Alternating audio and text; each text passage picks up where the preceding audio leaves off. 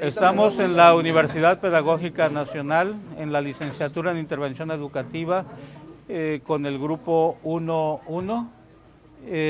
Y hoy el tema de la clase ha sido las teorías sociológicas que dan marco al curso de problemas sociales contemporáneos. Portillo González, Sandy. Quevedo Espinosa. Ramírez Mondragón. Reyes Castelo.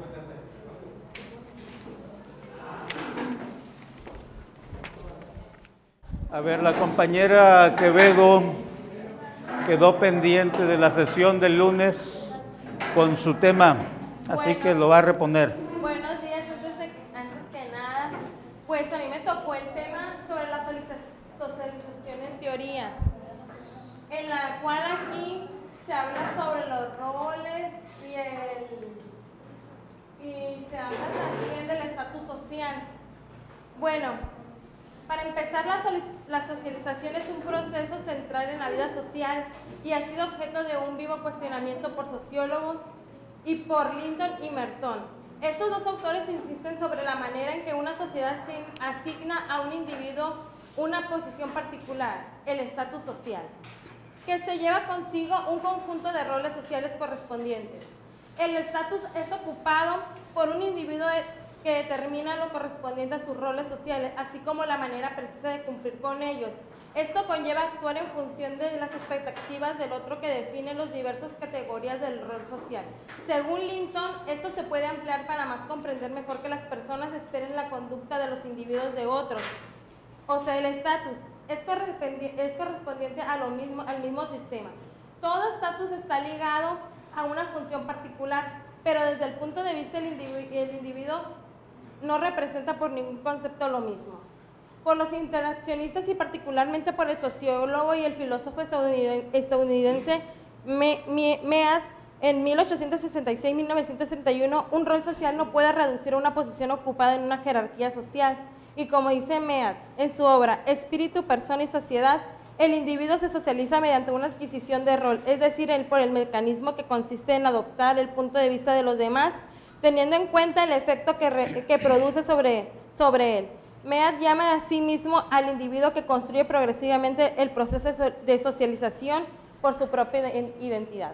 En las hojas que el profe nos dio vienen varios así como ejemplos. Bueno, yo lo hice referente a mi vida.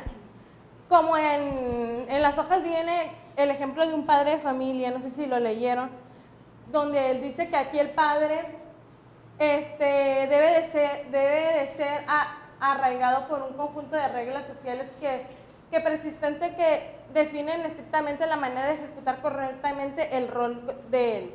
Él se debe considerar como un buen padre, un buen esposo, y eso significa adoptar una conducta irreprochable y dar ejemplo a demostrar autoridad y atender los deseos de la familia. Como aquí, bueno, le hizo una piñata a su niño, entonces ante la sociedad pues él queda como un buen padre, ¿no? Y aparte de eso, pues nos dio como un deseo, y él pues nos debe dar a su educación y valores. Otro rol social puede sustituir en las expectativas diversas como los dueños de un circo. En las hojas venía de un abogado. Igual, el papel que ellos juegan es en satisfacer a ellos y a la vez a sus clientes y a sus asociados y colegas. O sea, ellos deben de quedar bien, pues. Y igual ellos, aquí es una foto donde están rentando unos caballos, pues ellos tienen que con la gente ser amables, o sea, ¿cómo les diré? O sea, no, a lo mejor por su trabajo, pues ellos tienen que tener una buena expectativa. Y el ejemplo número 3 dice ahí, cuando un niño, pero yo lo puse por mi niña, cuando una niña comienza a moldear su persona imitando actitudes de sus padres. Es cierto, porque mi niña, como nosotros nos dedicamos al comercio, mi niña desde chiquita iba a la tienda, entonces ahí la niña ya iba empezando a tener un juego social y se iba aprendiendo ahí con nosotros, ¿no? Y ella aceptaba los roles de nosotros y aparte de eso, pues así, pues sí, americanos y la agarraban y todo eso.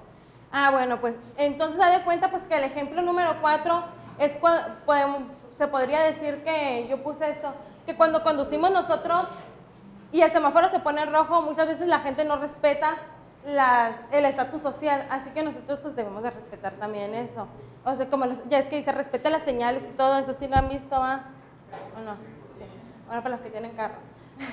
Y luego, pues el estatus social es la posición social que un individuo ocupa dentro de una sociedad o de un grupo social.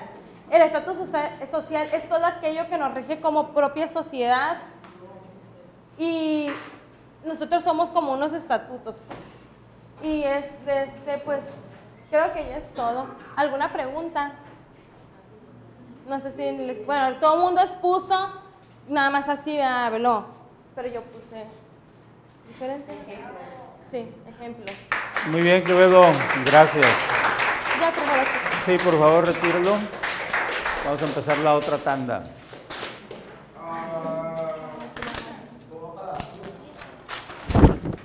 Bien, esto era básicamente para cerrar el tema que habíamos iniciado, prácticamente cerrado, nada más nos faltaba Quevedo, con el tema de la socialización, que fue uno de los varios temas que estuvimos trabajando y con los que cerramos la parte del libro que tomamos como base para las sesiones de todos los días previos hasta hoy. Y precisamente hoy, como habíamos anunciado la clase pasada, hoy se trata de hacer un resumen muy breve de todo lo que hemos visto hasta el momento y después, inmediatamente, después de una sesión de preguntas y respuestas que vamos a tener, vamos a plantear la segunda parte de la sesión. Se va a referir a lo que vamos a desarrollar en el programa en las próximas semanas. Y al final de la tercera parte de esta sesión la vamos a dedicar, espero que sea breve, a organizarnos. Básicamente consiste en determinar los temas que van a trabajar por equipos y que en las siguientes semanas ustedes van a estar exponiendo y que es la segunda parte de esta primera sección que llamamos el bloque 1 de este programa. Así que vamos a comenzar a hacer yo les voy a presentar unas láminas y voy a ir haciendo algunos comentarios de resumen relacionados con lo que vimos en este texto. No vamos a repetir lo que dice el texto, vamos a referirnos a situaciones que tienen que ver con lo que aquí estuvimos analizando y que es la base del análisis y presentación que ustedes van a hacer en las siguientes semanas por equipos, de acuerdo a cómo ya estamos organizados. Entonces vamos a comenzar esa parte de la tarea presentándoles ese documento. Y bueno, y los comentarios más que nada. Miren, lo que estuvimos viendo son los enfoques sociológicos contemporáneos. Ahí le agregamos ese subtítulo, Catalejos y policromía, por la intención que tiene la teoría de ver más allá de lo que evidentemente percibimos en la realidad. Ya se dieron cuenta que la sociología abarca una gran cantidad de temas, los que ustedes expusieron el lunes pasado, ustedes expusieron varias temáticas muy variadas, equipo por equipo. Todas esas temáticas las han visto desde la primaria, secundaria, bachillerato y de nuevo se retoman acá. ¿Por qué retomarlas a nivel profesional? Se retoman básicamente porque es la temática que ustedes van a profundizar cuando sean profesionales de la educación, cuando sean interventores educativos. Y la idea de ponerles esta palabra de catalejos y policromía es porque se pretende que con las teorías ustedes vean mucho más lejos que lo que ve una persona común. Policromía, por supuesto, significa muchos colores y como vimos la temática que expusieron y que terminó Quevedo hace un ratito, abarca una serie de aspectos, una serie de temas, una serie de problemas que tienen que abordar los científicos sociales y ustedes también, que van a ser cientistas sociales, tendrán forzosamente que ver con algunos de estos ojos que estamos ahora analizando en este curso. Lo que viene enseguida en el curso va a hacer eso precisamente. Vamos a ver varios catalejos que ustedes van a presentarnos aquí a partir de los autores que van a revisar. Pero siguiendo con esto, los problemas sociales contemporáneos son problemas de los hombres generados por el hombre mismo. Es decir, tenemos que tomar en cuenta que lo que vimos en el libro con la autora Marta Díaz que estuvimos revisando, eso no es una cosa de libros, está referido ahí en documentos, pero se entiende que eso se refiere a la realidad.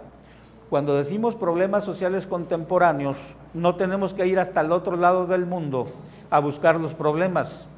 Probablemente nosotros mismos seamos parte de muchos de los problemas que contemporáneamente estamos escenificando. Simplemente el hecho de que ustedes estén aquí ahora en una licenciatura ya marca un hecho muy particular. Ustedes pudieron estar aquí en una licenciatura. Hay muchos otros que no llegaron a este nivel de licenciatura. Muchos compañeros de ustedes de la preparatoria hasta ahí llegaron, hasta la preparatoria. Muchos conocidos suyos, amigos, compañeros de la preparatoria, no llegaron ni siquiera a terminar la prepa. ¿Qué significa eso? Significa que estamos hablando de un problema muy cercano, muy contiguo, que lo conocemos, pero es un problema de la educación, y la educación en el mundo, sus características, sus niveles, sus alcances, es uno de los problemas contemporáneos. Por eso esta afirmación, para remarcar ese hecho, no hay que ir a buscar muy lejos los problemas ya los tenemos en el entorno. Los problemas no se generan solos, los generamos nosotros, la sociedad, nosotros como individuos. Eso es lo que remite esa cuestión, y lo que vimos en la teoría, pues ya vieron ustedes que hay una serie de maneras de interpretar eso que pasa en la realidad. Nada de lo humano es ajeno al ser humano. La idea es de Edgar Morin, y eso quiere decir que para todos los humanos lo que ocurre en el mundo no debe ser algo extraordinario, debe ser algo absolutamente interesante para nosotros. Si nosotros nos damos cuenta, por ejemplo, que están bombardeando en Siria, hay un problema entre el gobierno y los ciudadanos, y el gobierno bombardea a los ciudadanos, Siria está muy lejos, pero ese problema no es ajeno a nosotros, al menos no debiera ser ajeno a nosotros. ¿Por qué? Bueno, porque es un problema de humanos que están siendo matados o se están matando entre sí, digamos, para no tomar partido en ese asunto, se están matando entre sí, pero ese problema no es ajeno a nosotros, es un problema humano en el que nosotros como seres humanos estamos involucrados. Eso vale también para la violencia que vivimos día con día. Si aparecen descabezados en Mazatlán, no es un asunto que diga, no, pues es que es una bronca entre los que andan metidos en problemas, no es mi bronca, no se trata de esa cuestión. Si es un asunto humano, también tarde o temprano es un asunto nuestro. Entonces, todo lo humano debe concernirnos. Esto va con la idea de hacer conciencia en ustedes. Ustedes como interventores educativos, al final, cuando terminen la carrera, pues lo que pase con los grupos que ustedes trabajen, no va a ser nada más, las personas no van a ser nada más un objeto de intervención de ustedes. Esas personas son seres humanos y ustedes tendrán que tener una relación de empatía con esas personas. Los tienen que tratar como seres humanos. Entonces, la frase va en el sentido de hacernos conscientes. Otro asunto que estuvimos viendo con las teorías es el asunto de dónde se dan los problemas. Por eso esta frase también. Lo mundial, lo global, está formado por múltiples factores. Todo es global en este momento. Lo que ocurre aquí está muy lejos del continente europeo, por ejemplo. pero está muy cerca de nosotros. Y lo que ocurre aquí con nosotros, que lo tenemos tan cerca, es parte de la problemática global que se está viviendo. Eso de decir mundial o global, que está integrado por muchos factores, aparentemente, bueno, se vuelve frase común, pero es importante saber que lo nuestro también, lo que hacemos diario, lo que ocurre aquí en nuestro país diariamente, en nuestra localidad, también es parte de lo global. Esta es otra perspectiva que vamos a explorar en las clases siguientes. A alguien le va a tocar hablar de la sociedad compleja. La sociedad es así porque son múltiples los factores que la integran e infinitas las formas en que se entrelazan. Lo social, lo económico, lo político, lo cultural, son solo algunas de las grandes madejas de hilos que contribuyen al tejido social. Normalmente en los libros de las grandes teorías encontramos esos temas, lo social, lo económico, lo político, lo cultural, pero dentro de cada uno de esos cajones, dentro de cada una de esas palabras, hay múltiples cosas que están ocurriendo. Por eso lo puse ahí como las grandes madejas de hilos. Si nosotros decimos, por ejemplo, lo económico, y hablamos de que en el país hay una distribución muy inequitativa de la riqueza, donde hay unos pocos bastante ricos y muchos que apenas alcanzan a sobrellevar su vida. Entonces, lo económico me queda como muy vacío. Si digo nada más que hay problemas económicos, tenemos que bajar a ver qué significa el factor económico, y dentro de lo económico hay muchas cosas. Está el empleo, está la carestía de la vida, está el incremento de precios, que bueno, en el país ha estado más o menos controlado, aunque en los últimos días se ha disparado la inflación un poco, pero tenemos grandes sectores de pobreza en el país, no solamente pobreza de la llamada patrimonial, es decir, gente que no tiene posesiones, sino incluso pobreza alimentaria, que es una de las más drásticas. Es decir, hay mucha gente que no tiene alimentos para el sustento diario. Bueno, y eso es hablar solo de lo económico. Veíamos en lo social y en lo cultural que analizamos en la sesión del lunes que hay una división en los temas. Ahí mismo en el texto ven cómo lo cultural tiene muchos factores a partir de los cuales se va deshaciendo esa madeja. Así que lo social en todos sus aspectos tiene una gran posibilidad para ser analizado. Por supuesto, ustedes deben pensar básicamente en aquellos temas que tienen que ver con la educación, pero el problema de la educación es que está determinada por muchos factores. Si alguien aquí en el aula aprende y tiene un gran éxito como estudiante, hay muchos factores que están detrás de que alguien sea un gran estudiante. Si alguien fracasa en sus estudios, también hay una serie de factores, no solamente de la escuela, sino socioculturales, que están influyendo para que ese fracaso se cocine. Entonces, lo educativo no es solamente lo que pasa en la escuela, lo educativo está determinado socialmente, y precisamente cursos como este tienen esa intención de que ustedes abran su perspectiva y puedan ver esos múltiples factores. Pasamos ahora a esta idea. La sociedad es dinámica, se transforma históricamente en forma dialéctica. Su desarrollo no es lineal. Es importante recuperar lo que algunas teorías nos dicen de esta concepción histórica de la sociedad.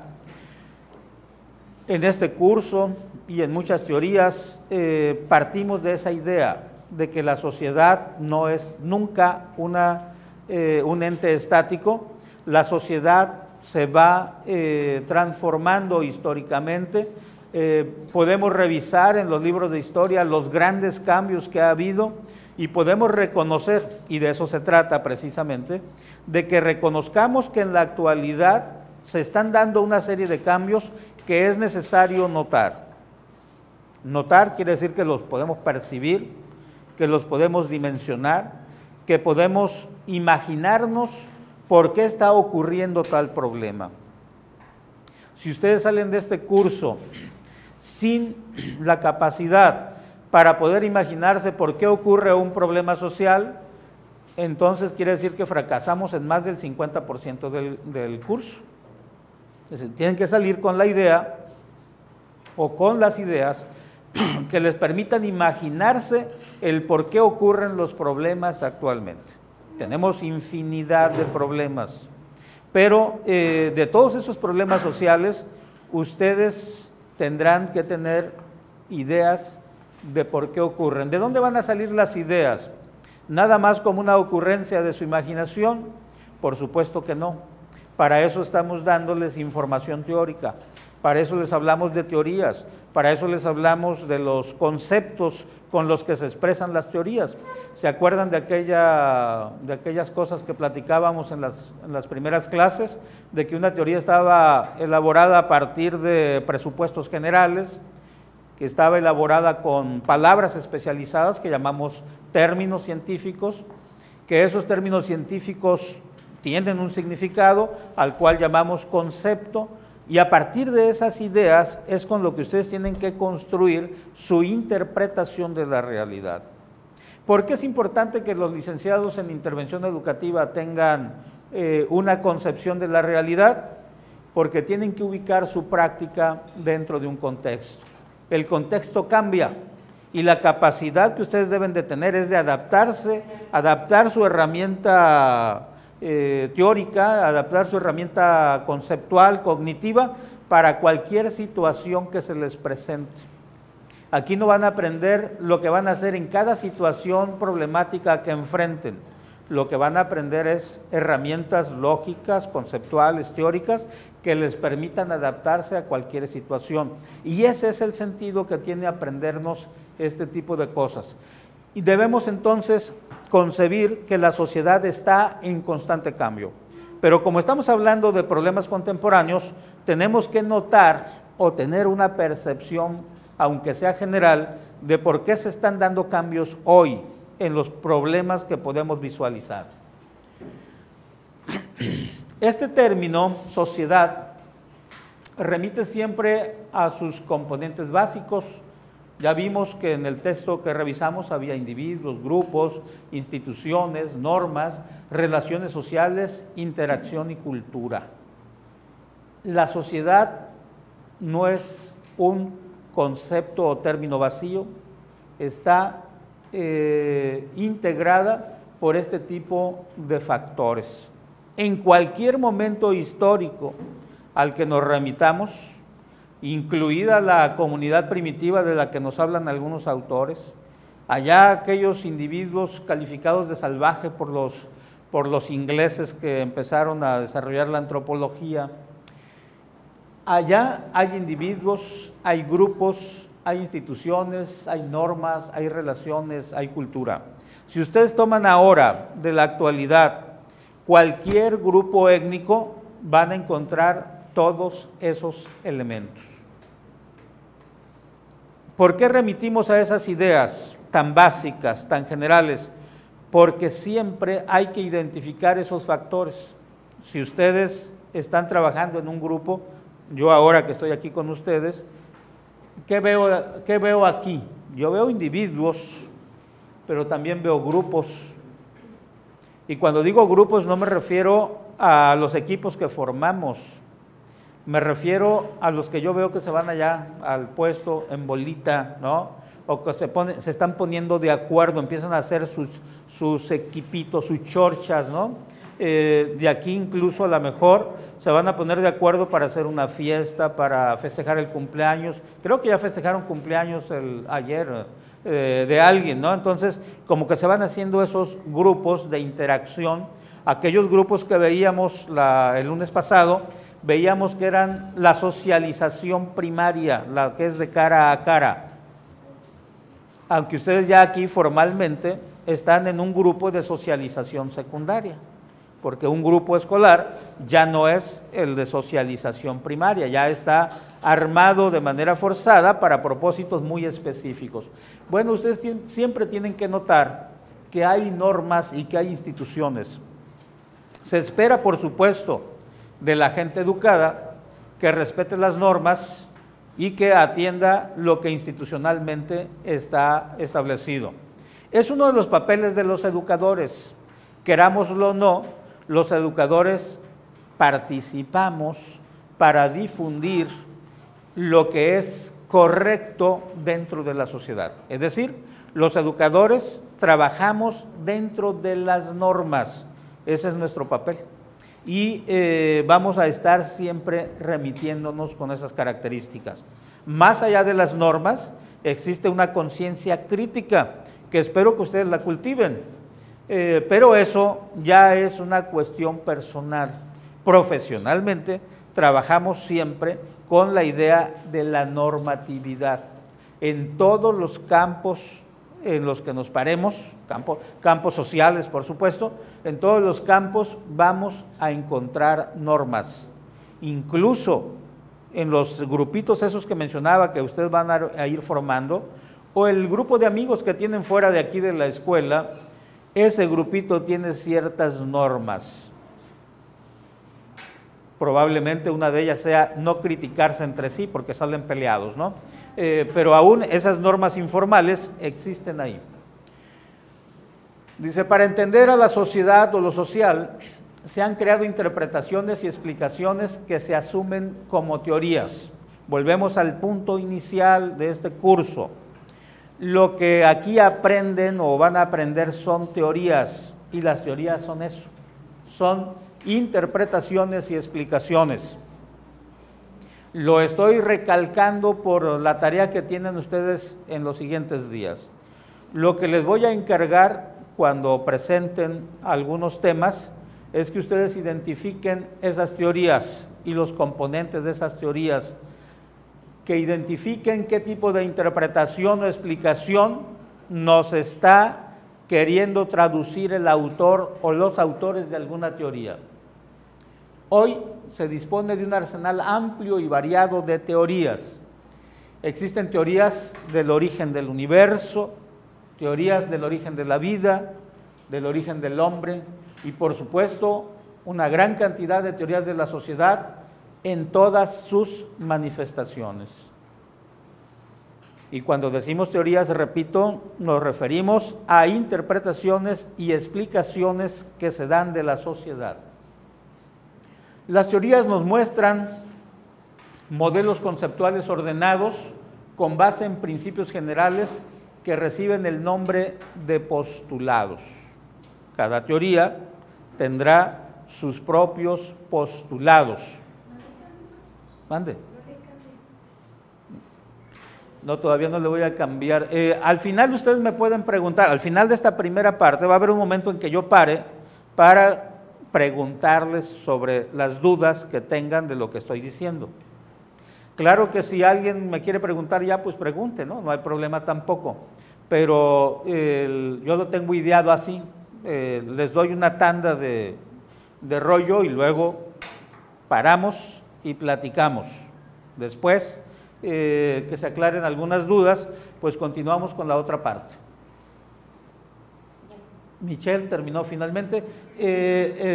Entonces, toda teoría tiene postulados, es importante distinguir. Así, por ejemplo, si hablamos de la teoría social que podemos extraer de los planteamientos de Marx, pues uno de sus postulados básicos es que la sociedad es un enfrentamiento constante entre lucha de clases.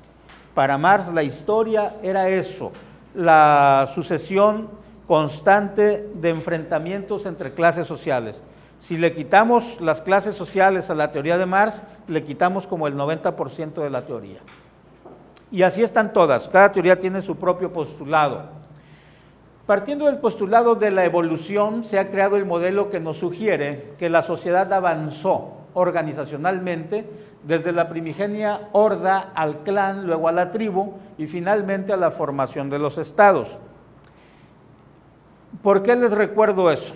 Es algo que ya vieron ustedes en varias clases, pero estoy tratando de que ustedes vean cómo ha habido históricamente un movimiento en la organización de la sociedad.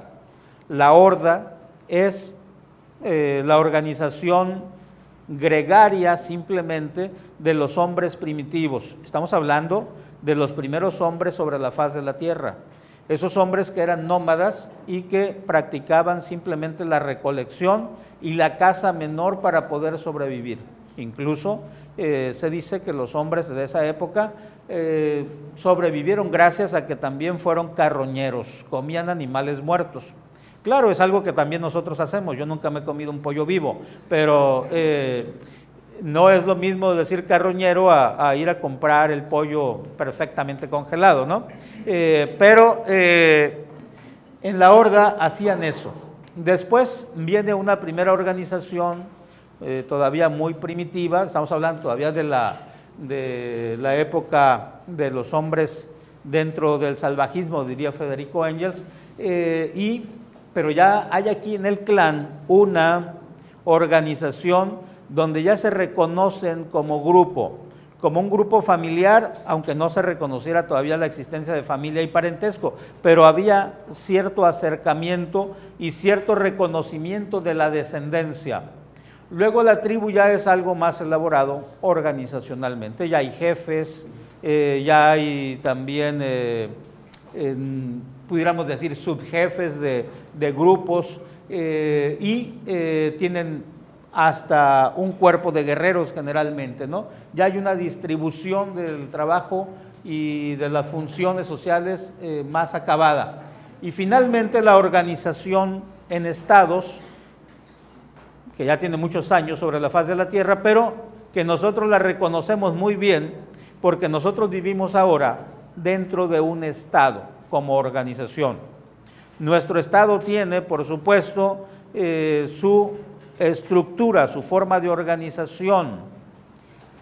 A ustedes les enseñaron la Constitución, me imagino, ¿no? ¿Sí? ¿Les hablaron de los tres poderes? ¿Cuáles son los tres poderes?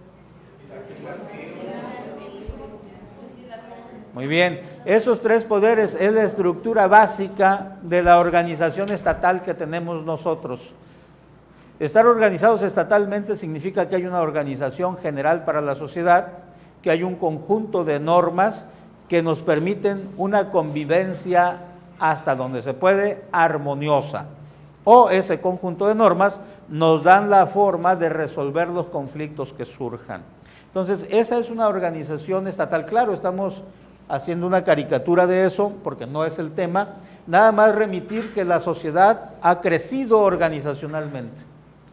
Y ahora vamos con el amigo y compañero de teorías de Carlos Marx, Federico Engels, inglés. Él decía, bajo un concepto evolucionista, pero atendiendo al criterio de recursos y medios de producción y al desarrollo humano, considera que la sociedad se desplegó en tres etapas: salvajismo, barbarie y civilización. También es algo que ya conocen ustedes porque en la prepa se les recuerda mucho. El salvajismo como la etapa más primigenia del hombre, la barbarie cuando ya tiene una organización en forma de tribu, y la civilización, que es reconocida, según Engels, a partir de que se reconoce la escritura. Cuando se descubre la escritura, entonces hablamos ya de la civilización. Y con la escritura comienza también la historia. Antes de la escritura, decimos que es la prehistoria. ¿Han oído la palabra, no? Pues la distinción entre historia y prehistoria es el uso de la letra escrita. Así es, ese pequeño detalle hace la diferencia. Bueno, aquí también entonces tenemos este concepto de evolución de la sociedad desde las etapas más rudimentarias hasta la civilización en este caso. Todas las instituciones sociales se mueven en ese sentido. Hay una transformación desde lo más simple hasta lo más complejo.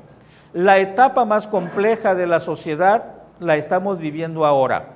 Siempre lo más nuevo será lo más complejo. Complejo no quiere decir enredado, ¿eh? Tengan mucho cuidado con ese asunto.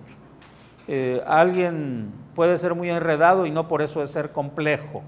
El asunto es, cuando que hablamos de complejidad, cuando en la sociedad aparecen cada vez más factores que se entrecruzan, más elementos sociales, más elementos culturales que están imbricados. No tiene que ver con la dificultad. Claro, para los teóricos es más difícil encontrar las explicaciones, ¿no? Porque tienen que tomar en cuenta más elementos, pero la complejidad se refiere a que hay un tejido social muy amplio, donde muchos factores están interviniendo. Imagínense, a lo mejor alguna o alguno de ustedes tiene un novio por internet o novia en España, por ejemplo, ¿no? O en Argentina. Eso complica mucho las cosas. Antes era muy fácil. En un pueblo o en una ciudad pequeña, los novios y novias tranquilizaban a los padres porque se conocían, ¿no? O sea, mi hija anda de novia con fulanito, pero es de buena familia. Hoy, si están de novias con un español o con un argentino, pues sepa cómo serán y de dónde vendrán, ¿no? La incertidumbre aumenta. En ese sentido se complica, o más bien se complejiza. Complicar es hacerlo difícil. Se complejiza la sociedad, pero vamos a ver más adelante todavía ese tema. Esto también les va a resultar familiar en la idea de ver cómo la sociedad se ha desarrollado. Hubo quienes, aprovechando la organización de artefactos en un museo, es cosa curiosa, pero así comenzó eso, nos dejó el modelo ampliamente difundido en los libros de texto y organizado con base en la materia de elaboración de los instrumentos, piedra o metal. A alguien le encargaron que organizara un museo y se le ocurrió que lo iba a organizar de acuerdo al material de los instrumentos. Unos serán de piedra y otros serán de metal. Pero entonces se encuentra que los objetos de piedra no todos eran iguales. Unos estaban más elaborados y otros menos elaborados. Entonces los organiza a los de piedra, dice, bueno, los más rudimentarios son los más viejos, y entonces aparece lo que después se llama el paleolítico, o sea, la piedra antigua. Luego había otros medianamente elaborados que correspondían a una época posterior al paleolítico, y a eso le pusieron el mesolítico. Y finalmente, la piedra pulimentada, que les mencionan mucho en la escuela, el famoso neolítico. Vamos a remitirnos al neolítico un momento más por un detalle. Y después los metales, también organizados. Los primeros instrumentos de metal fue el cobre, el usado para hacer utensilios, después el bronce y finalmente el metal más resistente, el hierro, que usamos todavía hasta la fecha. Entonces se habló de la edad de los metales, la edad del bronce, la edad del cobre primero, la edad del bronce y luego la edad del hierro. Y tenemos nosotros en la idea que hay esa secuencia en el desarrollo de la historia. Eso no es totalmente cierto, ¿no? En muchos lugares no se conocieron algunos metales y pues no pasaron por esa edad. En otros casos no fue realizado sistemáticamente ese cambio de paleolítico al mesolítico y el neolítico. Se los menciono como una de las formas en que los teóricos nos han explicado cómo se ha desarrollado la sociedad. Carlos Marx y Federico Engels, desde la perspectiva del socialismo científico, construyen la categoría y concepto de modo de producción y ofrecen el modelo que da sustento al materialismo histórico, según el cual la sociedad ha pasado por el modo de producción de la comunidad primitiva, el esclavismo, el feudalismo, el capitalismo y el socialismo. Estas palabras supongo que les son más conocidas, toda vez que en la prepa supongo que todavía les enseñan eso, ¿no? para cuando les explican el desarrollo económico y social del mundo, les hablan de esta secuencia. ¿Por qué pongo esa secuencia? Porque nosotros vamos a hablar de los problemas contemporáneos, pero resulta que ya hay teóricos que nos hablan cómo la sociedad se ha transformado a lo largo del tiempo y han usado estos modelos para explicarnos cómo se ha dado ese cambio. Ustedes tienen que entender este tipo de planteamientos para que ahí sustenten también la interpretación que ahora van a hacer de los problemas contemporáneos. Después se los puedo pasar, yo no tengo problema con eso. ¿Sí? Bueno, está bien, si me van a preguntar algo de ahí para el ratito, me parece pertinente. Van preparando sus preguntas, ¿eh? ¿Ya las tiene, Gerardo? Porque se me queda viendo así. Como...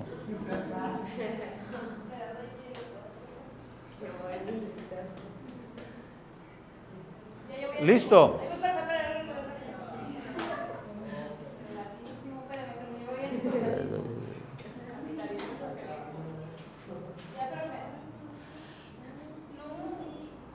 Ok, anoten pues, pero ¿para qué anotaron todo el rollo? Yo se los paso, hombre.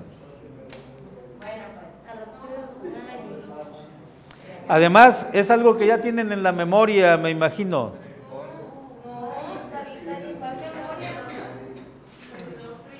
Bueno, vamos a seguir porque si no nos vamos a entretener demasiado. Regresamos, vamos a hacer un paréntesis ya pronto para las preguntas y regresamos. Luego, Lenin, ¿han oído hablar de Lenin? De Rusia, el de la Revolución Socialista. Bueno, Lenin, intelectual, ideólogo, revolucionario de la vieja Rusia, porque ahora estamos en la nueva Rusia, la de Putin, o Putin, no sé cómo se diga. Lenin, materialista histórico y socialista, agrega que el imperialismo es la fase superior del capitalismo.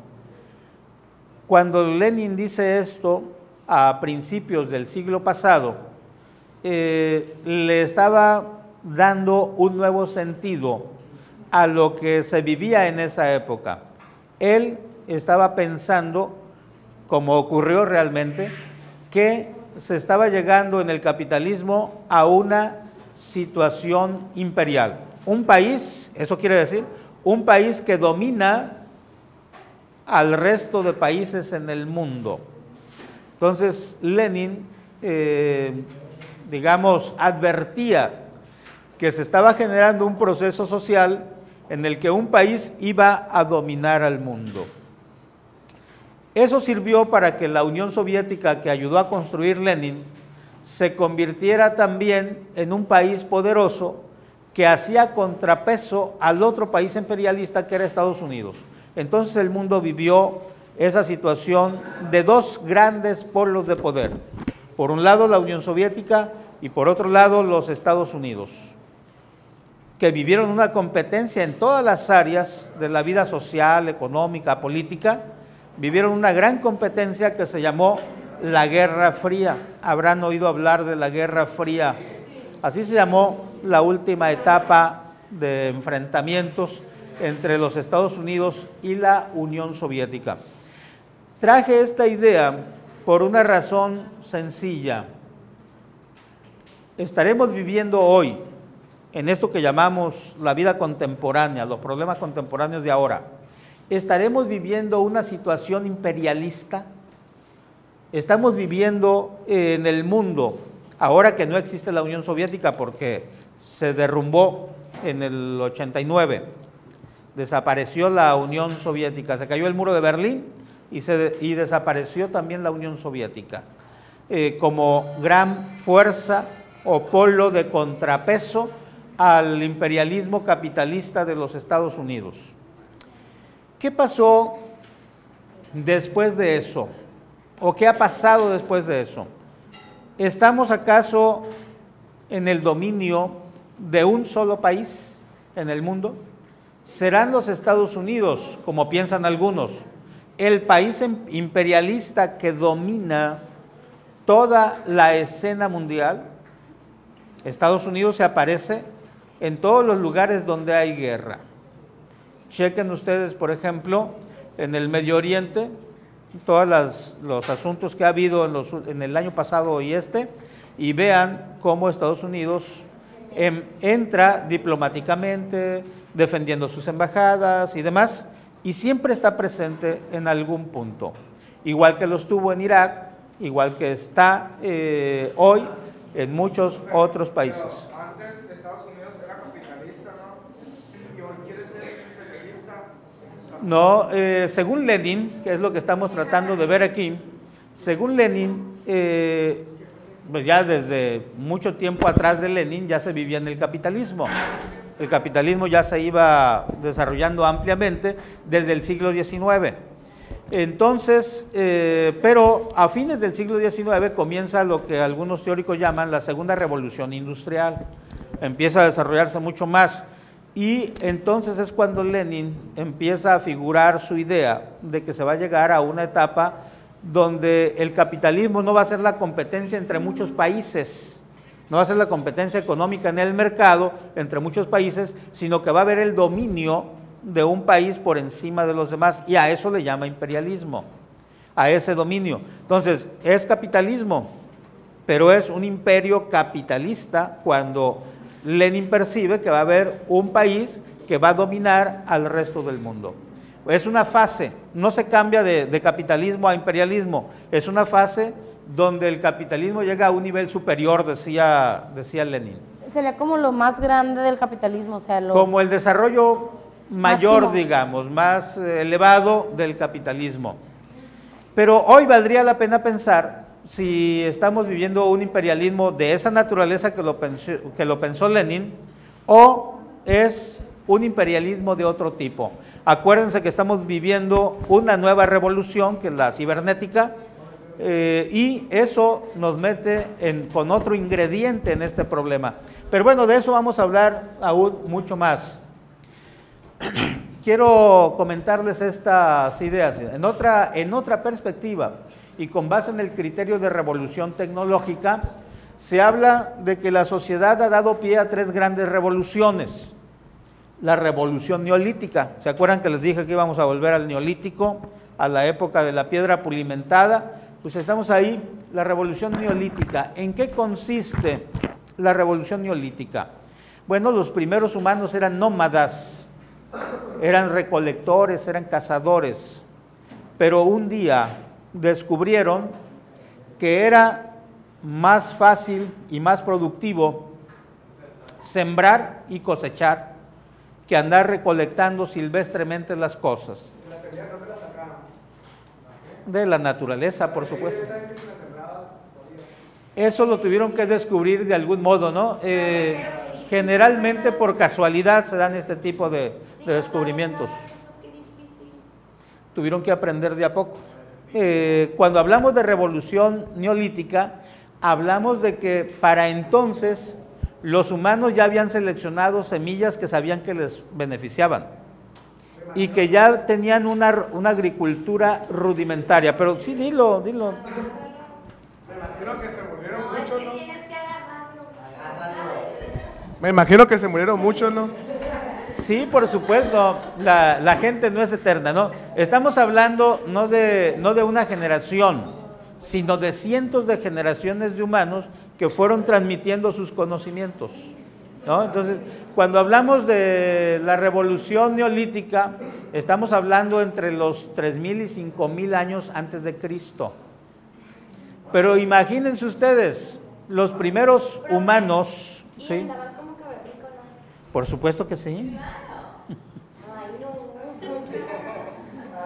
Por supuesto que andaban como cavernícolas. En cada época los hombres han vivido a su estilo, con las condiciones que establecen en cada época. Por ejemplo, si tú vienes muy glamurosa hoy, es que eso es lo que hay ahora, ¿no? Pero en el salvajismo se ponían su mejor piel seguramente, ¿no? Para andar, porque se vestían de pieles, entonces andaban con su mejor piel, pero seguramente era una piel que les tenía que durar por lo menos años. ¿Cuándo se vistieron? Bueno, eso históricamente es muy variado porque tiene que ver con las costumbres y con los climas.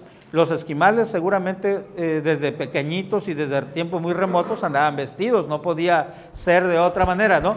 Pero en las zonas cálidas incluso ahora andan con muy poca ropa. Entonces es muy variado, depende de las culturas de que hablemos, se tendría que referir muy concretamente a una cultura en particular. Porque la ropa ya depende de hábitos y costumbres. Ya no es una cuestión de que todo mundo tiene que andar vestido de la misma manera. Había colores en la ropa. Cuando empezó Miren, fíjense bien. No, pero o sea, cuando pasó de ser de animal a ya telitas. Bueno, lo que pasa, fíjense bien, eso depende mucho de la capacidad de los hombres para ir descubriendo técnicas y medios para resolver sus asuntos. Por ejemplo, no puede haber tela de algodón si no descubren primero la fibra del algodón y luego tendrá que pasar mucho tiempo para saber cómo hacer hilo y tejer el hilo. Ese es un proceso muy largo, pero hay, digamos, estudios antropológicos que dicen, por ejemplo, que los incas o grupos indígenas del Perú y de América del Sur descubrieron el uso de la lana desde tiempos muy remotos, miles de años antes de Cristo, ¿no? Entonces, igual los egipcios también descubren el algodón y el lino, sobre todo, para hacer sus telas. Y eso, pues, transcurre miles de años después de que aparece el hombre. Imagínense ustedes, atención, imagínense, se calcula que el hombre apareció, el hombre moderno, más o menos igual a como somos nosotros, apareció sobre la faz de la tierra hace 35,000 años. ¿Cuántos años hace que nació Cristo? 2012, apenas, ¿no? O sea, si nosotros pensamos que el hombre tiene sobre la faz de la tierra 35,000 años, pero después de Cristo solamente 2012, eso quiere decir que antes de Cristo hubo cientos de generaciones de humanos que hubieron vivido, y muchos murieron, amigo, como usted preguntaba, muchos murieron, pero el conocimiento se va transmitiendo. Esa es la ventaja de los humanos. Porque si contamos desde Cristo Sí. hasta ahorita, ¿por qué no todos creen en Dios? Porque esa es una elección individual. Tú eliges si crees o no crees. Pero si nos basamos en lo que dice la Iglesia Católica, porque Acérquese el micrófono ahí. Es que yo pienso, bueno, cada quien tiene sus ideas, por eso las mismas que estamos diciendo, las mismas costumbres, las normas, la cultura que tenemos, por eso cada quien cree en lo que quiere creer.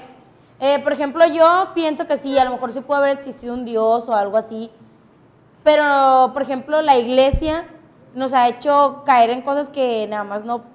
ayer estábamos hablando de Hitler y esas cosas, y estaban todos, ay no, que muy malo y que no sé qué, pero sí se han dado cuenta que, por ejemplo, la Santa Inquisición hacía cosas peores.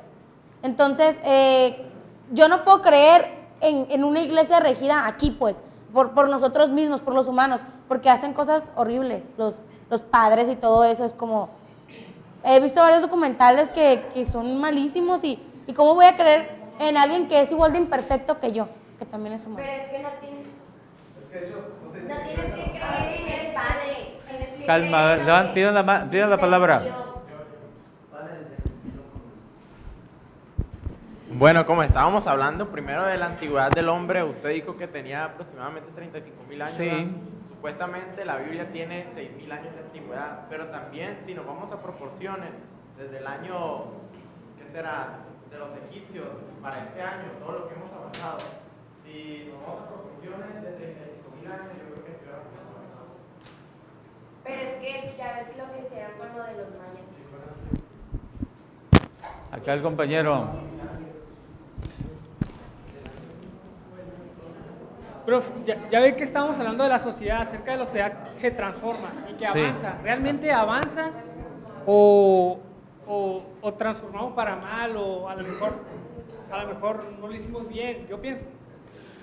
Es un buen punto que hay que discutir en qué términos es el avance. Aquí está muy claro que estamos hablando de revoluciones tecnológicas, avances tecnológicos, ¿no? Y en ese sentido hablamos de estas tres revoluciones.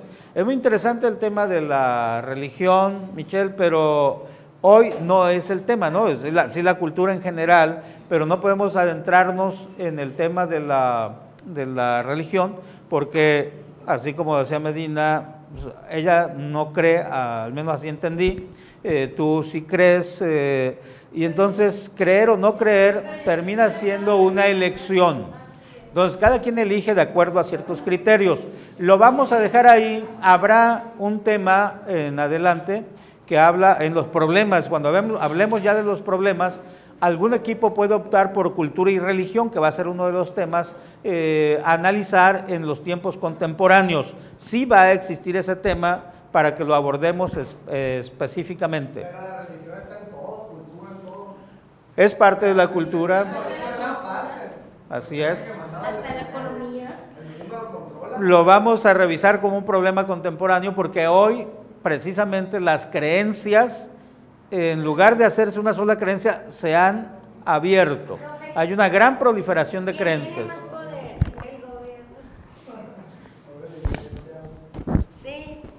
¿Quién tiene más poder, el gobierno o la iglesia? Bueno, es una gran pregunta. El gobierno de quién preguntaríamos, ¿no?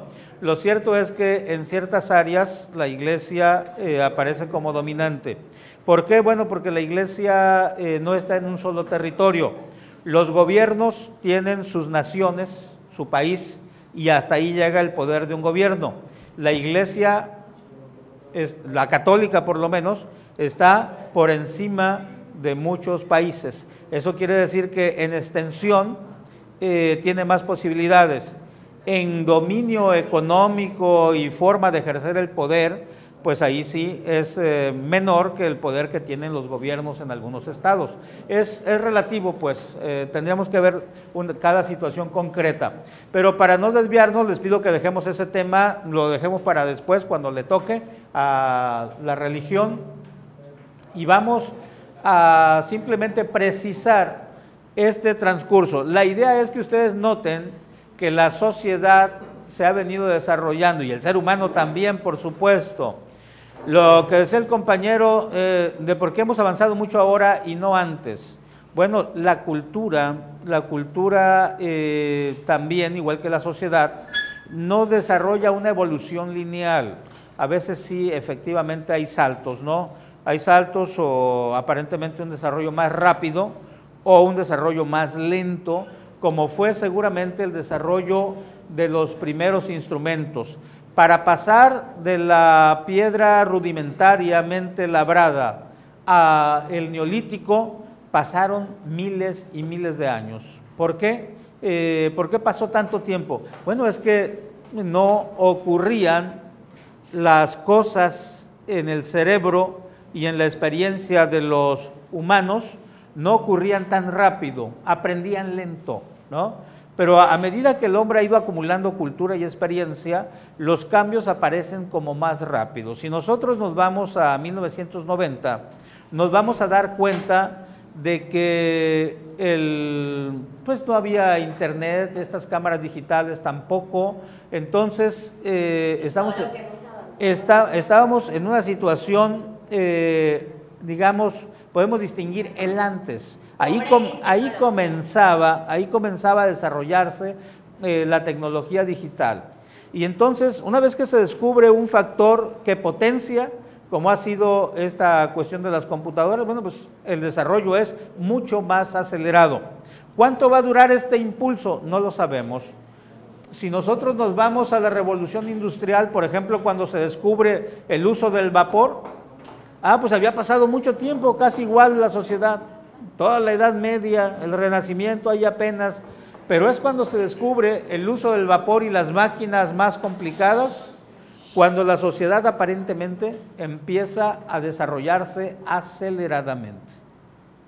Entonces, ha habido, por eso se llama revoluciones, porque cambia el impulso que se le da a ciertas cosas. Pues Sí. de hecho, no es la misma, estamos avanzando más rápido, porque ¿cuánto hemos avanzado de los 90 hasta ahora? Súper. De los 90 no había nada de internet. ahorita ya Yo estamos creo que en celulares. unos años más ya vamos a poder salirnos. Al 2020 vamos a volar. Tal vez. Así en la pantalla, hola. Bueno, hay que sentar los pies en la tierra, ¿no? Sí ha habido un impulso bastante al desarrollo tecnológico. Tenemos cosas nuevas, pero no se imaginen ustedes que de la noche a la mañana vamos a estar en un mundo totalmente nuevo.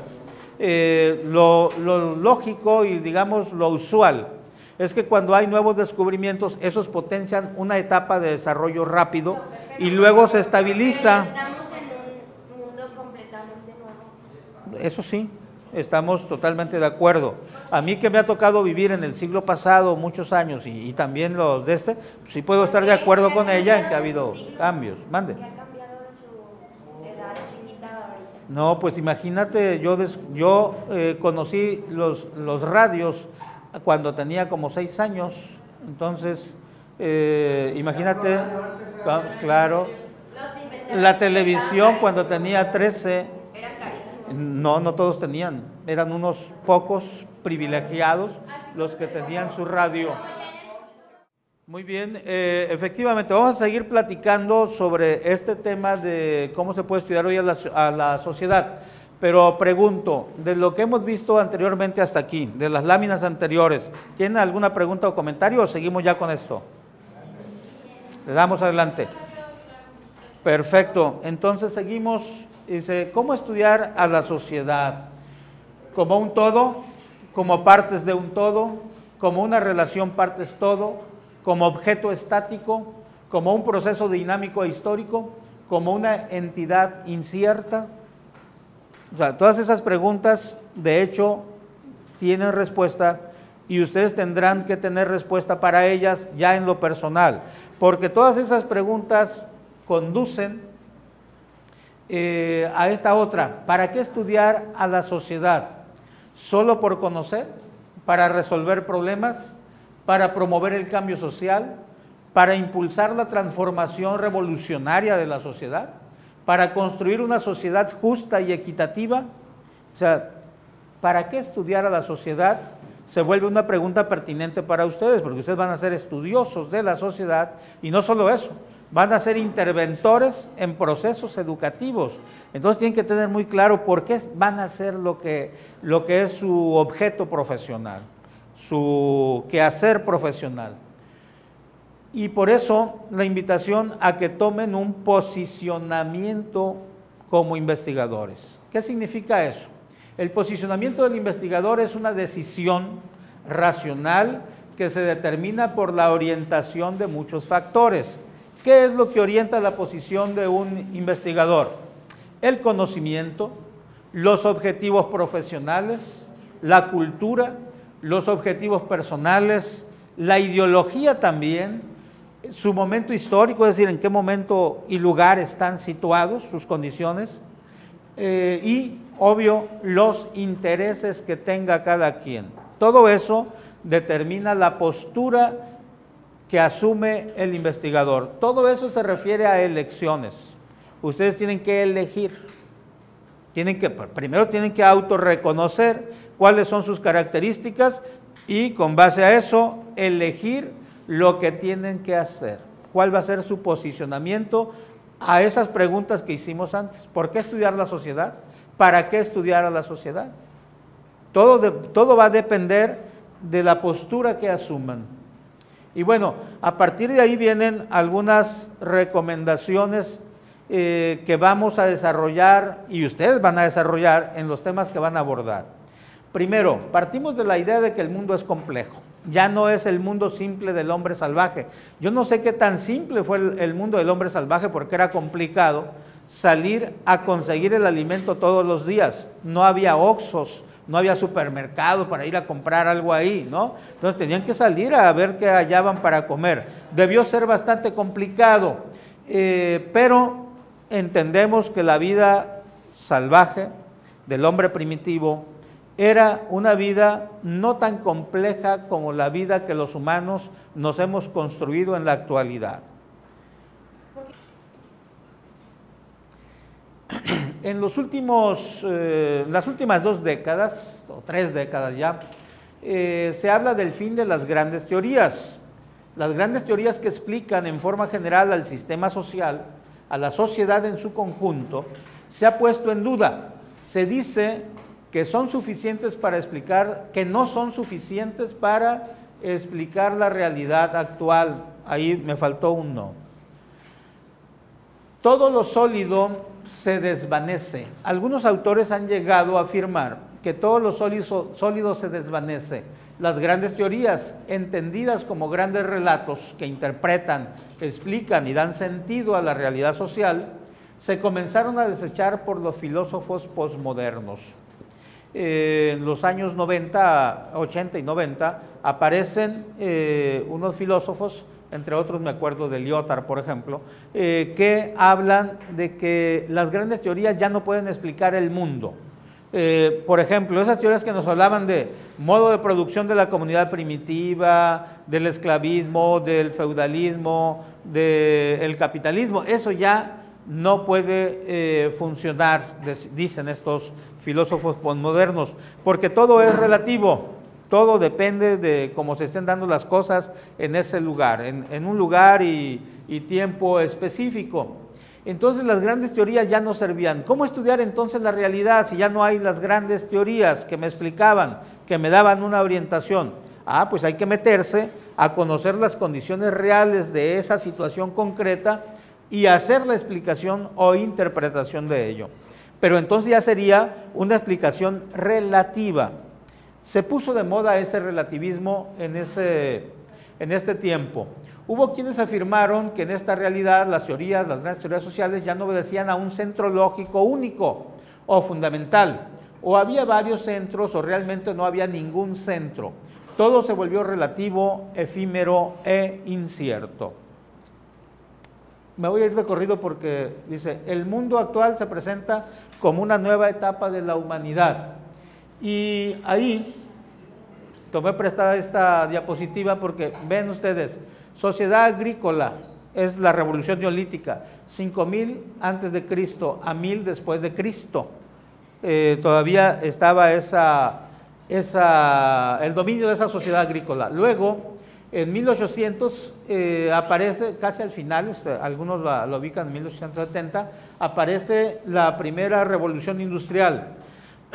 Se tiene acceso a los bienes producidos por otros, comienza el mercado de tipo capitalista a desarrollarse en ese tiempo.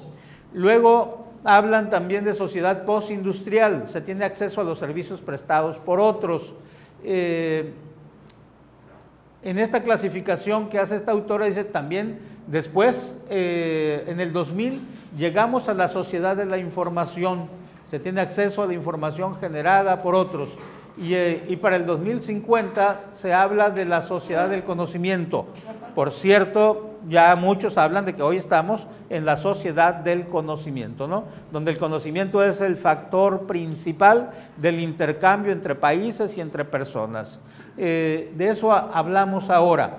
Pero lo que es indiscutible, por lo que ustedes comentaban hace un rato, es que estamos en la sociedad de la información. Hoy le dan mucha importancia a todo lo que tiene detrás la comunicación, desde los mensajitos por el teléfono hasta meterse en el asunto del Face, el Twitter y todas esas formas de comunicación nuevas.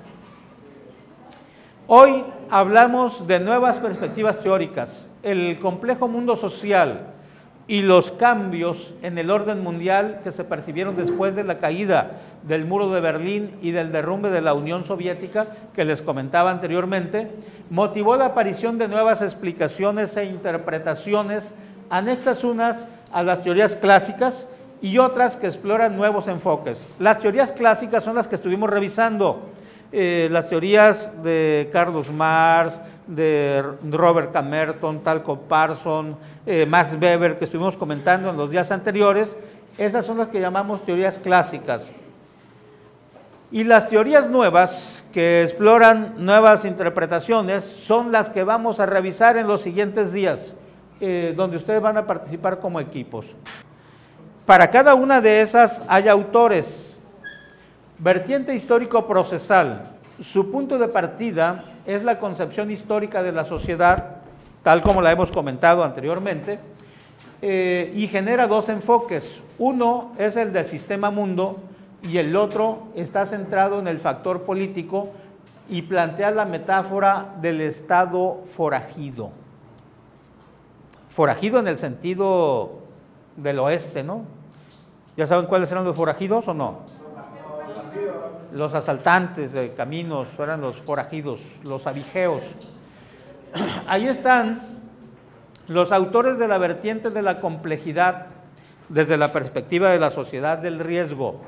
Son estos autores: Simon Bauman, que plantea la sociedad líquida; Ulrich Beck, que plantea la idea de la sociedad cosmopolita; Anthony Giddens, que plantea la metáfora del mundo desbocado; y Manuel Castells, que habla de la sociedad red.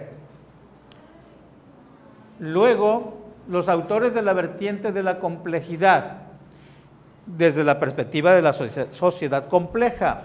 Aquí hablamos de autores como Edgar, bueno, estamos poniendo los representativos, ¿no? Edgar Morin con la sociedad planetaria, y Bonaventura Sousa, que plantea el paradigma del sur. Autores de la vertiente histórico-procesal, estamos tomando a Wallerstein con Sistema Mundo y a Carlos Lanz con el estado forajido. Esos son los autores y